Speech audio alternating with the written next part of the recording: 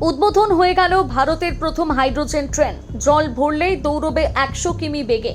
একবারে নিয়ে যাওয়া যাবে 2600 জন যাত্রী। এক ধাক্কায় কমবে ভাড়া, কমবে দূষণ। শুনতে অবিশ্বাস্য লাগলেও এটাই এখন বাস্তব। কি এই হাইড্রোজেন ট্রেন কোথা থেকে চালু হবে, কত টাকাই বা ভাড়া কমবে জানুন।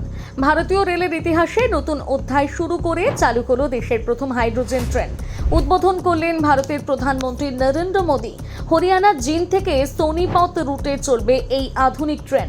জাপান, জার্মানি, চীন এবং আমেরিকার মতন উন্নত দেশের পর এবার ভারতও যুক্ত হলো হাইড্রোজেন প্রযুক্তি নির্ভর রেল ব্যবস্থার তালিকায়।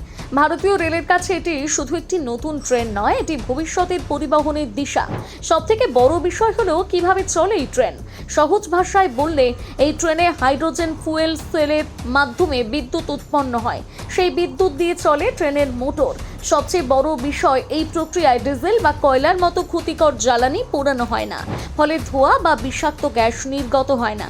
ট্রেন চলার সময় বের হয় শুধুমাত্র জলীয় বাষ্প, অর্থাৎ কার্বন নিঃসরণ প্রায় শূন্য। এই কারণে একে বিশ্বের অন্যতম পরিচ্ছন্ন পরিবহন প্রযুক্তি বলা হয়।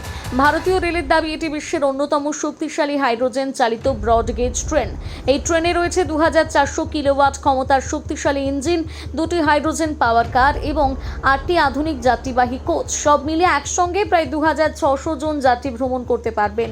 এই ট্রেন ঘন্টায় 70 থেকে 110 কিলোমিটার পর্যন্ত গতিতে চলতে সক্ষম।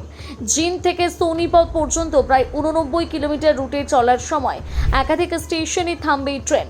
এর মধ্যে রয়েছে পান্ডুপিন্ডরা, ললিত খেরা, ভামবেওয়া, ইসাপুর খেরি, বুটানা, খন্দরাই, রাবরাহুল্লাদ, মোহনা এবং বারওয়াসনি সহ আরও কয়েকটি স্টেশন।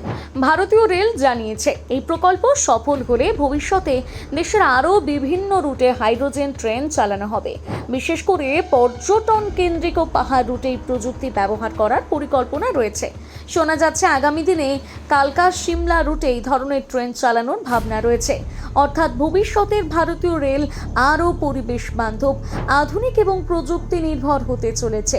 আপনার এই ট্রেন নিয়ে কি মতামত জানাতে ভুলবেন না কমেন্ট করে।